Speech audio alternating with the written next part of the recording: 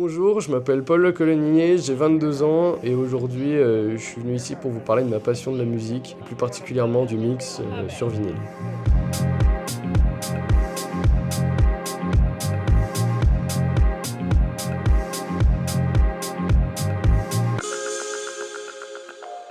Du coup, le principe du mix, sur le papier, c'est assez simple. On a un premier son qui est sur la voix active, à savoir qui est sur les enceintes, ce que tout le monde entend dans une salle. Et on va avoir un deuxième son en préparation dans le casque. Et l'objectif, ça va être de faire matcher ces deux sons ensemble. Une fois que les deux sons sont alignés, il ne reste plus qu'à faire sa transition, soit en enlevant plutôt certaines fréquences, les aigus, les graves, soit en rajoutant des effets pour ceux qui ont la possibilité de mettre des effets. C'est quelque chose qui est peu possible sur vinyle. Sur l'outil numérique, en fonction des types de musique que je mixais, à savoir plutôt de la techno, j'arrivais un petit peu aux limites du mix. Je considère que je commence à avoir un niveau assez élevé et je souhaitais me challenger davantage, donc passer à quelque chose d'un peu plus authentique et un peu plus complexe.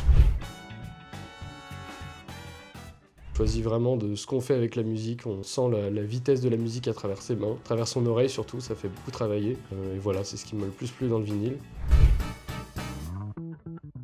Après, moi aujourd'hui, du coup, si je devais conseiller quelqu'un qui hésiterait à passer au mix sur vinyle, je dirais que c'est pas quelque chose à prendre à la légère dans le sens où ça va engendrer pas mal de dépenses. Conseiller à quelqu'un de prendre du matériel relativement robuste dès le départ. Faut pas acheter de la mauvaise qualité dès le départ parce que très vite il va falloir changer son matériel autrement. C'est pareil, il y a beaucoup de pièces d'usure qu'on n'aurait pas si on mixait sur numérique. Un vinyle a une durée de vie, voilà, il est fait pour être lu un certain nombre de fois. Au bout d'un certain nombre de fois, il perd en qualité sonore. Faut vraiment prendre en compte que c'est mettre un grand pied dans la passion plus que dans le plaisir. Faut vraiment s'y investir à plein temps. Développer pas mal de skills sur vinyle requiert beaucoup plus de temps à mes yeux que sur du numérique où maintenant c'est devenu un petit peu plus simple d'apprendre, où tout le monde peut apprendre en un temps raisonnable.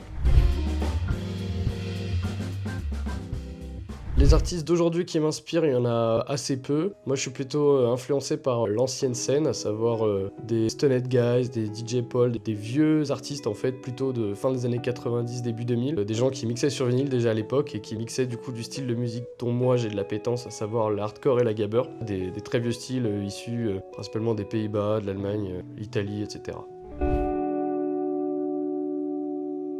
Moi aujourd'hui ma vision des choses sur le mix sur vinyle, c'est que je trouve que c'est un aspect qui est un peu plus concret, réel, un petit retour aux sources. Les gens quand ils viennent voir quelqu'un mixer sur vinyle, ça évoque tout de suite quelque chose d'un peu ancien mais authentique, qui plaît et qui est relativement beau à voir. En fait ça fait un peu sourire les gens, donc c'est quelque chose qui est relativement agréable. Que ça appartient plutôt au passé, présent ou futur. Je dirais que ça dépend du lieu, du style de musique, de plein de choses. Par exemple dans le monde de la free party dans lequel je suis un petit peu impliqué, c'est encore complètement d'actualité. Je dirais peut-être 70-80% des personnes qui mixent en free party utilisent encore des vinyles.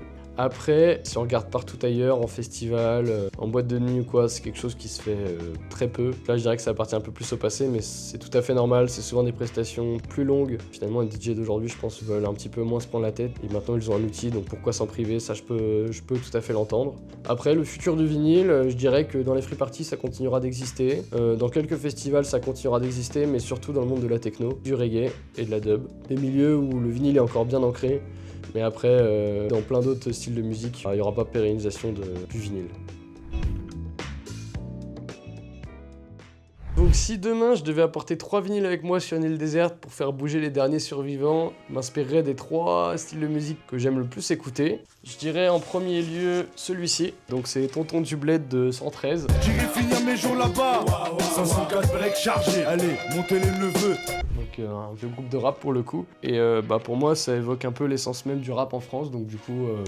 Voilà, vu que je suis un bel adepte du rap français, je prendrai celui-là en premier. Ensuite, je prendrai celui-là, donc celui-là il a un petit peu vécu. C'est une compile de Boney M, donc c'est de la disco.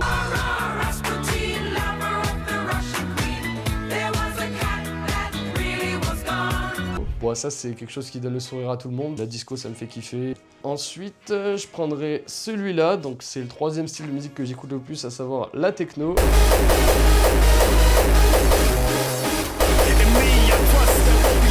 Là, pour le coup, c'est le premier vinyle que j'ai acheté. Ouais, il est bien, je le mixe encore aujourd'hui.